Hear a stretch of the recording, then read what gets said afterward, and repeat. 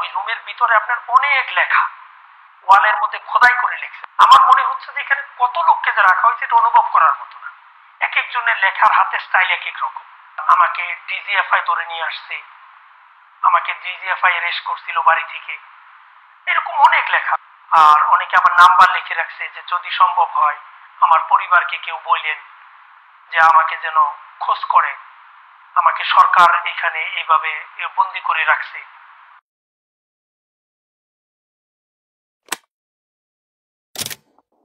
উত্তরে 14 তলা বিল্ডিং, দক্ষিণে ম্যাচ বি, তার মাঝখানে হলো একটা মাঠ, মাঠের মাঝখানে। এর ঠিক পূর্ব পাশে হলো লগরিয়া হেডকোয়ার্টার, স্টেশন হেডকোয়ার্টার, এনসির অফিস। পশ্চিম পাশে হলো এমটি শেড, ডিজিএফআই এর এমটি শেড, এবং উত্তর পূর্ব কোণে হলো ডিজিএফআই এর মসজিদ। এই গুম হাউসটার ছদ্ম নাম হলো আয়নাঘর।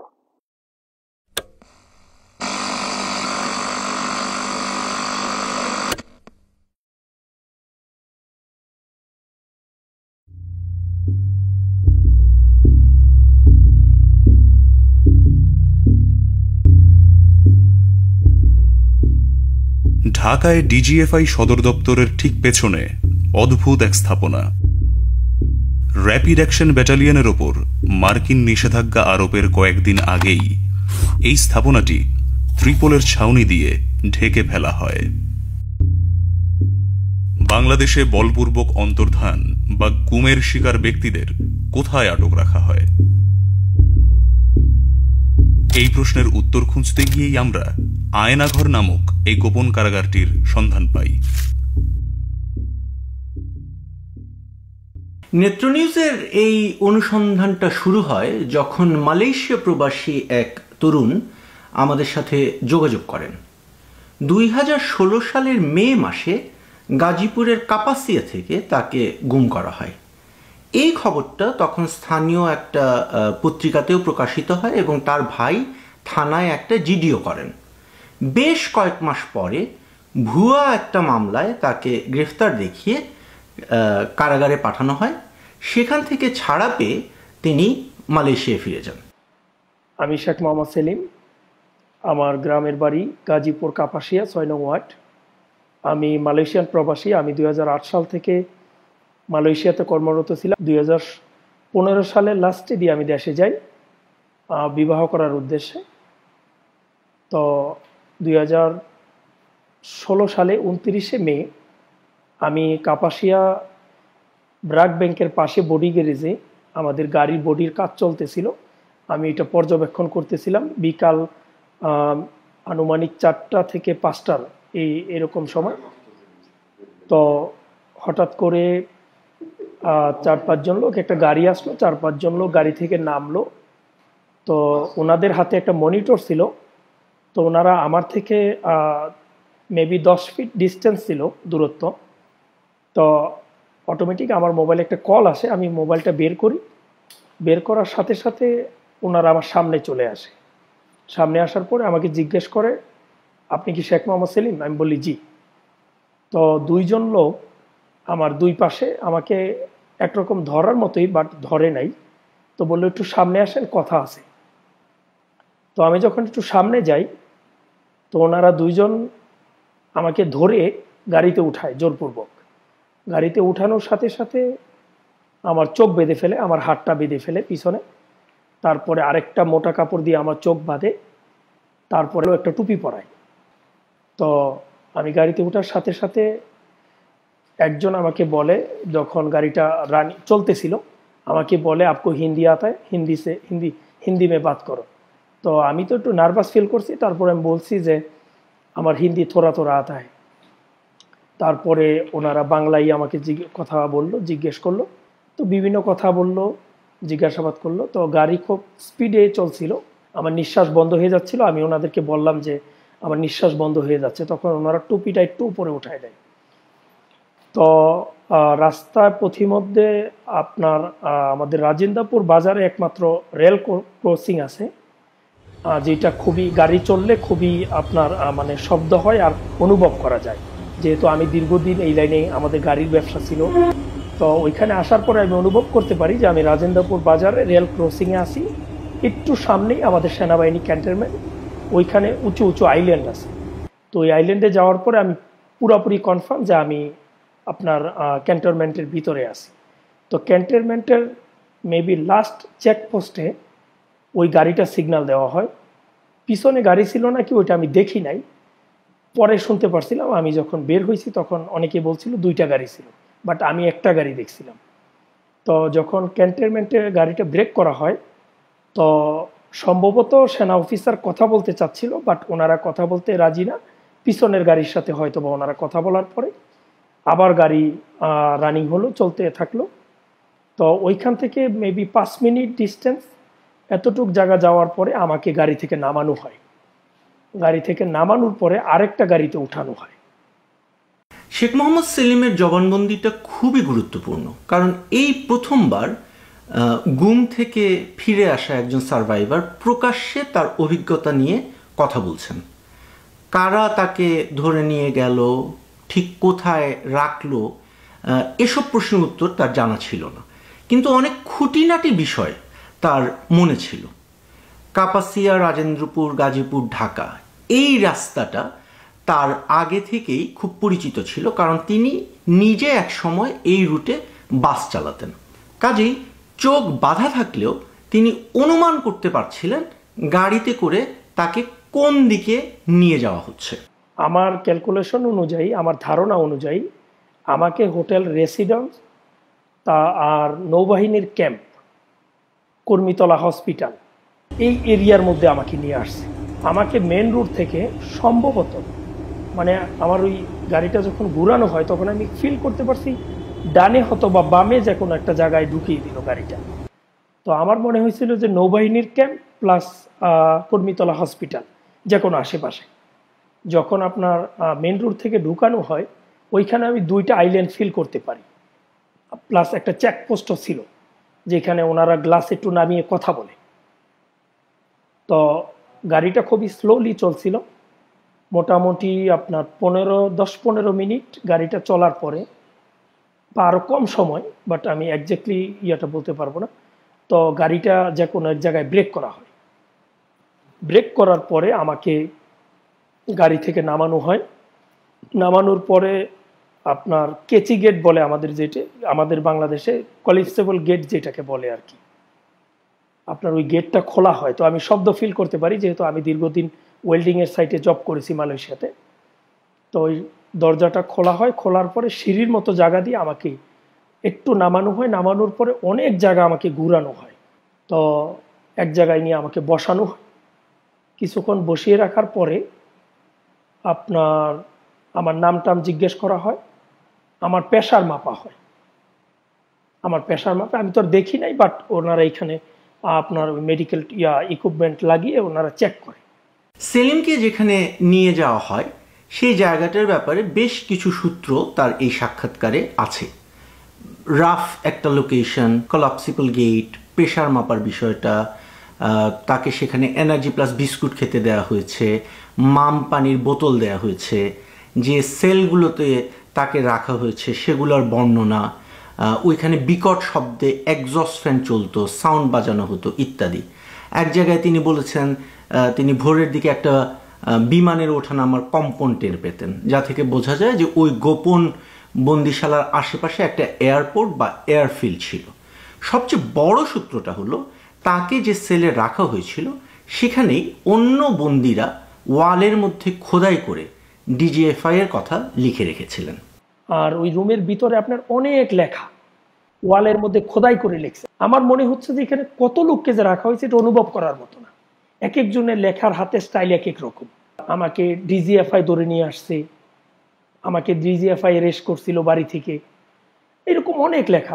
আর অনেকে আবার নাম্বার লিখে রাখছে যে যদি সম্ভব হয় আমার পরিবারকে কেউ বললেন যে আমাকে যেন খোঁজ করে, আমাকে সরকার এখানে এইভাবে বন্দি করে রাখছে। সেলিমের ইন্টারভিউ থেকে নেওয়া সূত্রগুলো ধরে আমরা র্যাব, পুলিশ এবং ডিজিএফআই বেশ কয়েকজন অফিসারের সাথে কথা বলি। তাদের মধ্যে কয়েকজন আমাদের বর্ণনা শুনে এই স্থাপনাটা চিনতে পারেন এবং তারা আমাদেরকে বলেন এই গোপন কারাগারটির নাম হলো আয়নাঘর। এই কারাগারটিতে প্রায় 30টির মতো সেল আছে এবং বেশ কয়েকটি সাউন্ড প্রুফ ইন্টারোগেশন রুম আছে যেখানে বন্দীদের নির্যাতন করা হয়। এখানে আটক ছিলেন বা এখনো আটক আছেন এমন কয়েকজন বন্দীদের বিষয়ে আমরা জানতে পেরেছি। এদের মধ্যে একজন হলেন লেফটেন্যান্ট কর্নেল হাসিনুর রহমান। আমার নাম লেফটেন্যান্ট কর্নেল মোহাম্মদ হাসিনুর রহমান, বীর প্রতীক। সেনাবাহিনীতে 28 বছর চাকরি করেছিলাম, তারপর বরখাস্ত। সাবেক সেনা কর্মকর্তা হাসিনুর রহমান এখন পর্যন্ত 2 বার গুম হয়েছেন। প্রথমবার গুম থেকে ফিরে আসার পর 2018 সালের অগস্ট মাসে তিনি দ্বিতীয়বার গুম হন। মিরপুর ডিওএইচএস থেকে তাকে অপহরণ করা হয়। 1 বছর 6 মাস 14 দিন আয়নাঘরে বন্দী ছিলেন হাসিনুর। আমি যেহেতু আগে চাকরি করছি ঢাকা শহরে, মিলিটারি পুলিশের অফিস অফিসার ছিলাম আর্মি এমপি ইউনিটের, তা আমি এলাকাটা চিনে ফেলি, স্থানটাও চিনে ফেলি। যে নতুন যে কমপ্লেক্স গুম হাউজের, সেটা হলো 5টা করে রুম, প্রতি 5টা রুমের সাথে একটা করে বাথরুম। যেই পাশে আমি ছিলাম, অর্থাৎ পশ্চিম পাশের 5টা রুমের সাথে যেই বাথরুম, সে বাথরুমে 2টা প্যান আছে, একটা লো প্যান, একটা হাই প্যান, হাই কমোড। আমি হাই কমোডের উপরে উঠে একজস্ট ফ্যান দিয়ে বাইরে তাকাই, আমি দেখতে পাই পুরান বিল্ডিং এবং আমি চিনতে পারি মোটামুটি এর এলাকাটা কোনটা। এটা হলো সম্পূর্ণ কমপ্লেক্সটা হলো উত্তরে 14 তলা বিল্ডিং, দক্ষিণে মেজ বি, তার মাঝখানে হলো একটা মাঠ, মাঠের মাঝখানে। এর ঠিক পূর্ব পাশে হলো লগরিয়া হেডকোয়ার্টার, স্টেশন হেডকোয়ার্টার, ইএনসির অফিস। পশ্চিম পাশে হলো এমটি শেড, ডিজিএফআই এর এমটি শেড, এবং উত্তর পূর্ব কোণে হলো ডিজিএফআই এর মসজিদ। এই গুম হাউসটার ছদ্ম নাম হলো আয়নাঘর। আয়নাঘরের বর্ণনা দিতে গিয়ে হাসিনুর রহমান বলছেন, এখানে 2টি সেকশন আছে, 10টি রুমের নতুন সেকশন এবং 16টি রুমের পুরনো সেকশন। সামরিক ও বেসামরিক ব্যক্তিরা এখানে প্রহরীর কাজ করেন। আমরা যখন হাসিনুর রহমানের সাক্ষাৎকার নেই, তখন সবচেয়ে স্ট্রাইকিং বিষয়টা ছিল যে তার দেওয়া বর্ণনা এবং শেখ মোহাম্মদ সেলিমের দেওয়া বর্ণনা অনেকটাই মিলে যায়। তো রাতে আমাকে এনার্জি প্লাস বিস্কুট দেওয়া হয়। এনার্জি প্লাস বিস্কিট দেওয়া হয়তো মাঝে মাঝে। একজ্যাক্টলি আমি আপনাকে 2 দিন 3 দিন এটা বলতে পারবো না, যেহেতু সূর্যের আলো বাতাস কোনোটাই আমি ফিল করতে পারি নাই। কখন সময় যাচ্ছে, কি হচ্ছে, মানে ওইটা আসলে আপনার অনুমান করা যায় না। তারপরও খাবারের যে সময়টা, এটা অনেক সময় দেখা যাইত যে খুব ক্ষুধা লাগছে, খাবার দিচ্ছে না, আবার দেখা যাচ্ছে কিছুক্ষণ আগে খাইলাম আবার খাবার দিল, মানে এমন একটাই অবস্থা। খাবারের কন্ডিশন খুব ভালো ছিল, আপনার খাবার খুব ভালো খাবার দেওয়া হইতো, 1 বোতল করে মাম ওয়াটার দেওয়া হইতো। নর্মাল আমাদের যে মামের বোতলগুলি আছে, যেগুলি, এই বোতলগুলি দিত। একটা বিমান ল্যান্ড করতো, মানে বিমানের মতো একটা শব্দ হইতো, আমার মনে হচ্ছিল যে বিমানটা ল্যান্ড করে। তার সাথে কিন্তু রানওয়ে, যে তেজগাঁও রানওয়ে বলে, ওইখানকার নর্মাল রুটিন প্লেন, এয়ারফোর্সের বা আর্মি এভিয়েশনের সেসনাগুলি উদ্যান বা নামার জন্য এই শব্দগুলি শোনা যেত। আর ফ্যান বন্ধ করলে, আপনাকে আরেকটা জিনিস বলি, অনেক লোকের কান্নার শব্দ আসে, কিন্তু ওইটা ফ্যান ছাড়া থাকা অবস্থায় বোঝা যায় না। ফ্যানটা বন্ধ করলে কান্নার শব্দ শুনতে পাই। আর যখন টয়লেটে নিয়ে যায় তখনও ওনাদের কান্নার শব্দ শোনা যায় না। কারণ হলো ওই সময় আপনার ফ্যান বাইরে, আপনার রুম থেকে যখন আমাদেরকে বের করতো চোখ বেঁধে, ওইখানে শব্দটা আরো বিকট হইতো। কোনো কিছু শোনা না যায়, ভিতরে কোনো শব্দটা বাইরে না যায়, এটা বড় একজস্ট ফ্যান ইউজ করে, খুব বড় বড়।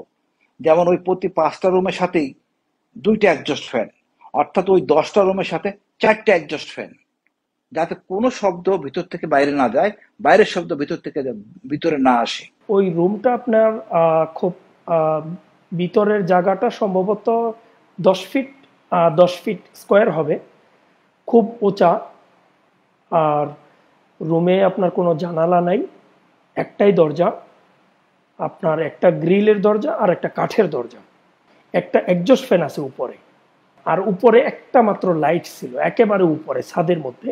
16 রুমের কমপ্লেক্সটা খুব পুরানো আমলের, অনেক পুরো। আমি 90 সালে ছিলাম আর্মি এমপিতে অফিস অফিসার হিসেবে, তখন আমি এটা এরকমই দেখি। এটা উচ্চতা 18 ফিট, দেওয়ালগুলি মসৃণ, প্রত্যেকটা রুমের সাথে একটা করে লাইট আছে এবং একজস্ট ফ্যান আছে একটা করে। এর পার্থক্য হলো নতুন রুমের সাথে এটার বড় বড় মোটা মোটা শিক, যেটা নতুন রুম করা হয়েছে তার শিকটি একটু তুলনামূলকভাবে চিকন, লোহার দরজা, তারপরে হলো আপনার বড় কাঠের দরজা, কাঠের দরজার মাঝখান দিয়ে আছে আপনার ছিদ্র, যা দিয়ে দেখা যায় ভিতরে কে কি করে বা কি করতেছে ইত্যাদি। বাংলাদেশের সামরিক বাহিনীর সাথে সম্পৃক্ত একজন কর্মকর্তার মাধ্যমে আয়নাঘরের কিছু ছবি আমরা সংগ্রহ করেছি।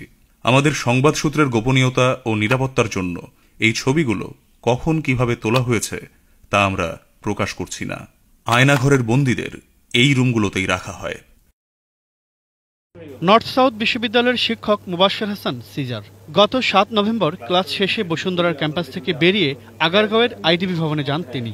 সেখান থেকে বের হবার পর নিখোঁজ হন মুবাশশির। সামরিক সূত্রের মাধ্যমে আয়নাঘরের বন্দীদের যে তালিকা আমরা পেয়েছি সেখানে নর্থ সাউথ বিশ্ববিদ্যালয়ের শিক্ষক মুবাশশির হাসানের নাম আছে। তিনি গুম হওয়ার কিছুদিন পর ভারতের দ্য ওয়ার একটি আর্টিকেল প্রকাশ করেছিল, যেখানে বলা হয়েছিল যে ডিজিএফআই তাকে ধরে নিয়ে গেছে। এছাড়াও সাবেক অ্যাম্বাসেডর মারুফ জামান এবং ব্যবসায়ী অনিরুদ্ধ রায়কেও এখানে বন্দী করে রাখা হয়েছিল। আয়নাঘরের বর্তমান বন্দীদের মধ্যে আছেন জামায়াত নেতা মীর কাসেম আলীর ছেলে মীর আহমেদ বিন কাসেম এবং গোলাম আজমের ছেলে আবদুল্লাহিল আমান আজমি। এই দুজনকে নিজের চোখে আয়নাঘরে দেখেছেন এমন কর্মকর্তাদের সাথে আমাদের কথা হয়েছে। Soon after the Holy militant incident, 3 men were picked up in a short period of time in August 2016. The first one was the son of Salahuddin Qaeda Chowdhury. Then there was the son of Amir Qasim Ali. Both of those men had been convicted, or about to be convicted in the International Crimes Tribunal. And the third one was Brigadier General Azmi, who was the son of Ghulam Azam, who'd also been convicted at the International Crimes Tribunal, but hadn't been executed. And in all 3 incidents, there was clear eyewitness testimony to clearly substantiate that they were picked up by law enforcement agencies. And immediately after each of them were picked up, the state agencies refused to acknowledge that they had done that. Effectively, they were secretly detained from the point at which they were detained. They hadn't been formally arrested. They weren't brought before the court.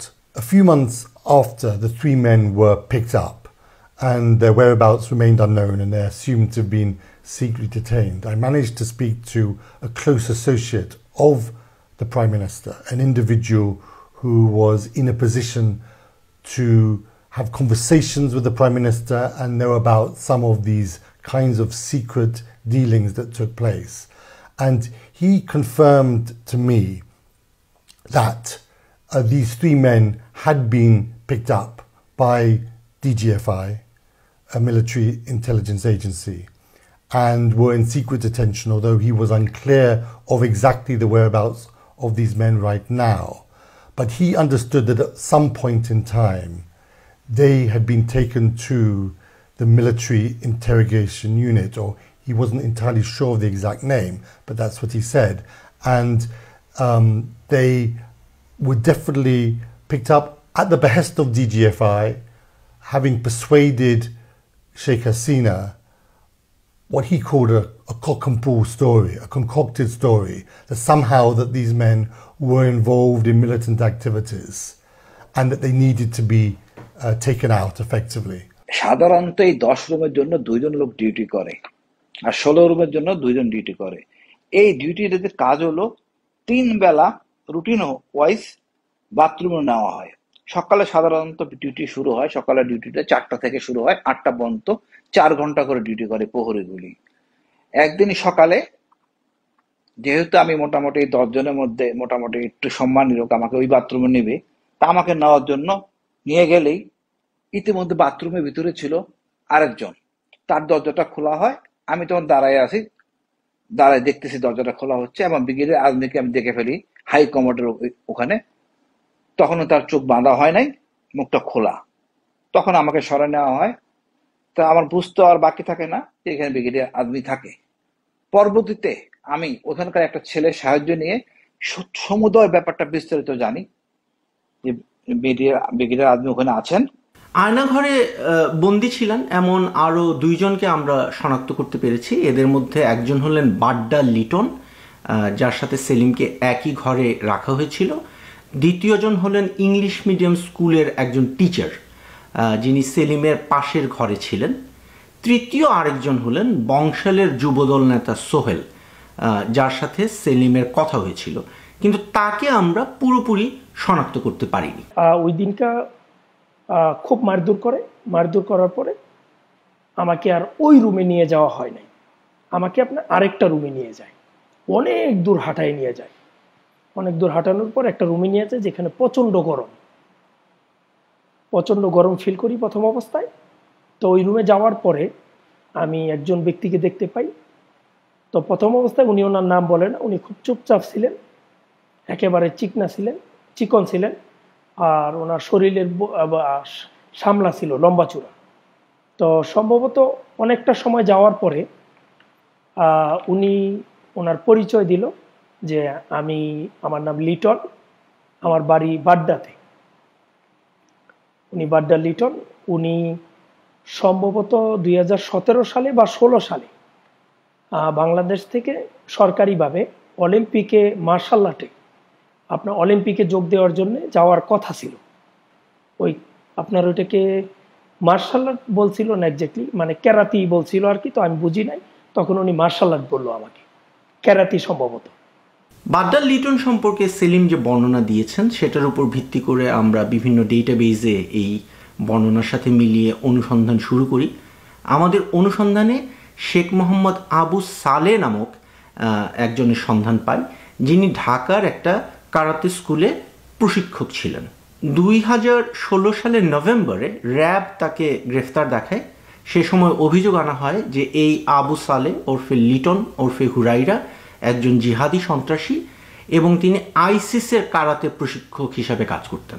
আমরা তার ছবি সেলিমকে দেখাই এবং তিনি আমাদেরকে নিশ্চিত করেন যে এই শেখ মোহাম্মদ আবু সালেই সেই বাড্ডার লিটন যার সাথে তার আয়নাঘরে দেখা হয়েছিল। এখানে ঘটনার টাইমলাইনটা খুবই ইন্টারেস্টিং। জুন মাসের দিকে যে লোক ডিজিএফআই এর হেফাজতে ছিল, নভেম্বর মাসে তাকে র্যাবের হাতে গ্রেফতার দেখানো হয়েছে এবং সেটাকে আবার সন্ত্রাসবাদ বিরোধী অভিযানের একটা সাফল্য হিসাবে প্রচার করা হয়েছে। তো ওই বাড্ডা লিটনের সাথে মোটামুটি একটু সময় যাওয়ার পরে উনি আমার বিষয়ে জিজ্ঞাসাবাদ করলো। আমি বললাম, তো উনিও ওনার পরিবারের কথা বলল যে ওনার 2টা বাচ্চা আছে। উনিও মাঝে মাঝে খুব কান্নাকাটি করতো। তো আমি রাত্রে একদিন স্বপ্নে দেখলাম যে আমাকে পুলিশ তাড়া করছে, আমি আমার বাড়ির পিছন দিয়ে ওয়াল টপকিয়ে বের হয়ে গেছি। তো আমি এটা ওনাকে বলি। উনি আবার ওই যে আমার বাম পাশে যে ব্যক্তি ছিল ওনার সাথে ওই ফ্যান বন্ধ করার অবস্থায় কথা বলল। ওনার সাথে বলল যে সেলিম একটা স্বপ্ন দেখলো। তো উনি বলল যে এটা তো খুব ভালো সংবাদ, উনি খুব দ্রুতই মনে হয় মুক্তি পাবে। তো তখন উনি বলল যে টয়লেটের মধ্যে সব টয়লেটে, উনি বলছে যে ওনাকে যেই টয়লেটে নিয়ে গেছে ওইখানে উনি ওনার আম্মার নাম্বারটা লিখে রাখছিল। তো নাম্বারটা আমার এখনো মনে আছে। আমি কি নাম্বারটা বলবো আপনাকে? 017-140। ওই লিটন আর ওই ব্যক্তি কথা বলতো, আপনার নির্দিষ্ট একটা সময় আপনার ফ্যানটা একেবারেই বন্ধ করে দেওয়া হয়, একেবারেই নিঝুম হয়ে যায়, মনে হচ্ছিল যে আপনি পৃথিবী থেকে আলাদা কোনো জায়গায় আছেন, কোনো শব্দ নেই, একেবারেই নিঝুম হয়ে যায়। এটা নির্দিষ্ট মেবি আপনার 30 মিনিট 40 মিনিটের জন্য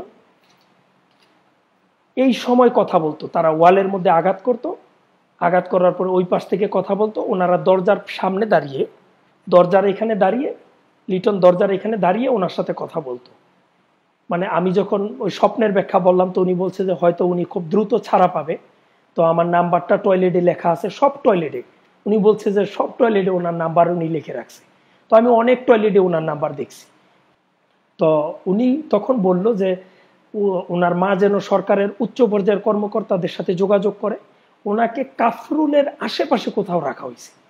উনি ওই লিটন আমাকে বলছে যে উনি ইংলিশ মিডিয়াম স্কুলের একজন টিচার ছিলেন, এতটুকুই। মালয়েশিয়াতে আসার পরে আমি ওই নাম্বারে কল দিই, একজন বুড়া মহিলার সাথে আমার কথা হয়।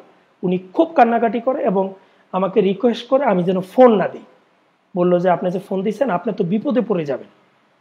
তো আমি বললাম যে কেন? বলছে যে আমাদের বাসার নাম্বার সব নাকি, ওনার বাসার নাম্বার নাকি সব গভর্নমেন্টের আওতায় ট্যাকিং করা নাকি, উনি এটা বললো আমাকে। আমি বলছি যে আমি দেশের বাইরে থেকে, আর আমি তো কোনো অপরাধী না, আমার ভয় পাওয়ার কোনো কারণ নাই। সেলিম যে নাম্বারটাতে কল করে ওই ইংলিশ মিডিয়াম টিচারের মায়ের সাথে কথা বলেছিলেন, সেই নাম্বারটাতে আমরাও কল করি এবং নিশ্চিত হই যে সেটা তেহজিব করিমের মা মুমতাজ করিমের নাম্বার। 2016 সালের মে মাসে ঢাকা বিমানবন্দর থেকে তেহজিব করিম নিখোঁজ হন।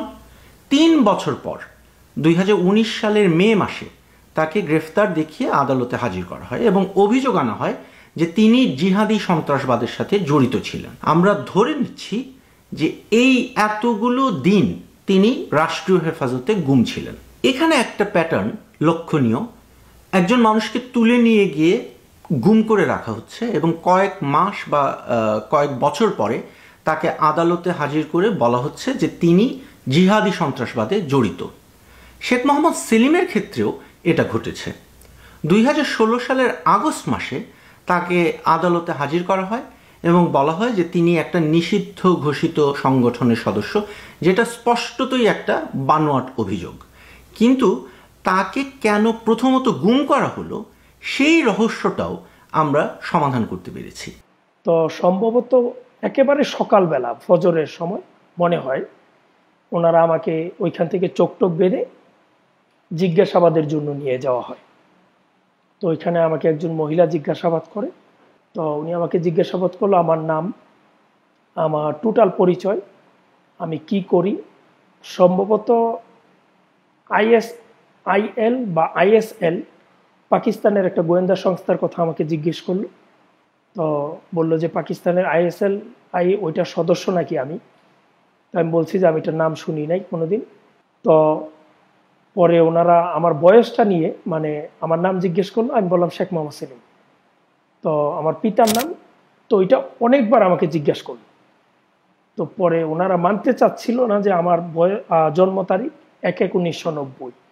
তো ওনারা আমাকে ওই সময় মাস শুরু করে, আপনার মানে কোন দিক থেকে বাড়ি দেয় আমি অনুভব করতে পারিনি, বাট ডানে বামে, মানে আমি এদিকে কাইতে হলে ওইদিকে বাড়ি দেয়, পায়ে বাড়ি দেয়, ডান পাশে বাম পাশে, খুব জোরে জোরে মারে। তো আমিও খুব কান্নাকাটি করি, সব বিষয়ে জিজ্ঞাসাবাদ করে। তো আমার একটু চুপ করে রইল ওনারা। ওই মহিলা হঠাৎ করে জিজ্ঞেস করলো, শেখ মোহাম্মদ সেলিম? আমি বললাম জি। বলল যে আপনি কখনো পঞ্চগড় গেছেন? আমি বললাম যে না। তারপরে জিজ্ঞেস করলো যে আমাকে সম্ভবত আপনার গোপালগঞ্জের যে কোনো একটা এরিয়ার নাম বলল, যে আপনি গোপালগঞ্জ সম্ভবত কি জানি কোতোয়ালিপাড়া হয়তো এরকমই একটা নাম হইতে পারে, যে ওইখানে আমি নাকি বোমা পুঁতে রাখছিলাম শেখ হাসিনাকে হত্যা করার জন্য। আমি বলছি যে না, আমি ওই এলাকাতে কখনো যাইনি। তো ওনারা কেমন জানি মানতেছিল না যে আমি, আমার বাড়িটা কাপাসিয়া 6 নং ওয়ার্ডে। আমরা যেটা ধারণা করছি, সেলিমের কেসটা একটা মিস্টেকেন আইডেন্টিটি বা ভুল পরিচয়ের কেস ছিল। জিজ্ঞাসাবাদের সময় তাকে বলা হয়েছে যে তিনি শেখ হাসিনার উপর হামলার সাথে জড়িত ছিলেন। শেখ মোহাম্মদ সেলিম তার আসল নাম নয়, তার বয়স আসলে অনেক বেশি ইত্যাদি। এই বক্তব্যগুলোর বিপরীতে অনুসন্ধান চালিয়ে আমরা আরেকজন মানুষের সন্ধান পাই যার নাম মোহাম্মদ ইকবাল হোসেন। 2021 সালের ফেব্রুয়ারিতে এই ইকবাল হোসেন গ্রেফতার হন বা তাকে গ্রেফতার দেখানো হয়। সে সময় র্যাব এবং বিভিন্ন গোয়েন্দা সংস্থা বরাত দিয়ে পত্রপত্রিকার যে রিপোর্টিংয়ে বলা হয় ইকবাল হোসেন হরকাতুল জিহাদের সদস্য এবং তিনি 21শে আগস্টের গ্রেনেড হামলার সাথে জড়িত ছিলেন। ইকবাল একসময় মালয়েশিয়ায় ছিলেন এবং সেখানকার ভুয়া কাগজপত্রে তার নাম ছিল সেলিম। আমরা আরও যেটা দেখি, তাকে ধরার জন্য গাজীপুর ও সাভারে অভিযান চালানো হয়েছে বেশ কয়েকবার। সুতরাং আমাদের মূল্যায়ন হলো ইকবাল হোসেনকে আটক করতে গিয়েই শেখ মোহাম্মদ সেলিমকে আটক করে ডিজিএফআই। পরবর্তীতে তারা তাদের ভুলটা বুঝতে পারে এবং সেলিমকে ডিবি পুলিশ বা সিটিটিসির হেফাজতে পাঠিয়ে দেয়। শেখ মোহাম্মদ সেলিমের নারকীয় অভিজ্ঞতার এখানেই শেষ নয়। সিটিটিসির হেফাজতে হস্তান্তর করার পরে তাকে ঢাকার মিন্টো রোডের ডিবি কার্যালয়ে নিয়ে যাওয়া হয়। সেখানে তার অভিজ্ঞতার বর্ণনা থাকছে এই প্রতিবেদনের দ্বিতীয় পর্বে। পর্বটি দেখতে চোখ রাখুন নেত্র নিউজের ইউটিউব চ্যানেলে। নেত্র নিউজের এই অনুসন্ধানে প্রাপ্ত তথ্যগুলো নিয়ে আমরা কথা বলেছি হিউম্যান রাইটস ওয়াচের সাউথ এশিয়া ডিরেক্টর মীনাক্ষী গাঙ্গুলির সাথে। In our work on enforced disappearances, obviously we've known that there are these secret sites. It is still devastating to know that it exists with the full knowledge of the military in the military compound. And we hope that very quickly now there is an investigation, not only on this site, but on others. The people that are being held here, and so many have been held here for years, their families are still waiting for them to come home, should be immediately released. And then there should be a proper investigation into who's responsible. বাংলাদেশের সামরিক বাহিনীর সাথে সম্পৃক্ত একজন কর্মকর্তা আমাদের নিশ্চিত করেছেন যে আয়নাঘর নামক গোপন কারাগারটির পরিচালনার দায়িত্বে আছে ডিজিএফআই এর counter terrorism intelligence bureau CTIB. 2016 সাল থেকে এখন পর্যন্ত বাংলাদেশ সেনাবাহিনীর ব্রিগেডিয়ার জেনারেল র্যাঙ্কের 4 জন কর্মকর্তা সিটিআইবির পরিচালক পদে ছিলেন। এই সময়কালে ডিজিএফআই এর মহাপরিচালক পদে দায়িত্বে ছিলেন মেজর জেনারেল র্যাঙ্কের 4 জন কর্মকর্তা। নেত্র নিউজের পক্ষ থেকে এই অনুসন্ধানের বিষয়ে ডিজিএফআই এর বক্তব্য চেয়ে সংস্থাটির মুখপাত্রের সাথে যোগাযোগ করা হলেও তিনি কোনো বক্তব্য দেননি। ভাই ভালো আছেন? ভাই আপনার কাছে তো আসলে কোনো কিছু দাবি করি না, শুধু একটাই চাওয়া, একটাই দাবি, যে আমাদের এই নিউজটা যেন এমনভাবে উপস্থাপিত হয় জনসাধারণের সামনে বা ওয়ার্ল্ডের সামনে, এমনভাবে উপস্থাপিত হয় যাতে করে এই বাংলাদেশে যতগুলা মানুষ গুম হয়েছে, যতগুলা মানুষ ক্রস ফায়ারে আসামি হয়েছে, মারছে তাদেরকে, যারা এখনো গুম আছে, এই মানুষগুলার ভাগ্যের যেন একটা পরিবর্তন আসে, আর ভবিষ্যতে যেন এমন বিপদে বা এমন নির্যাতন নিপীড়নের শিকার যেন বাংলাদেশের কোনো মানুষ না হয়। আপনার কাছে আমার এটাই চাওয়া। আমি তো মন থেকে চাই যে আমার মতো এমন যারা নির্যাতিত নিপীড়িত প্রত্যেকটা মানুষ আইসা কথা বলুক আপনাদের সাথে, কিন্তু কেন জানি সবাই ভয় পায়।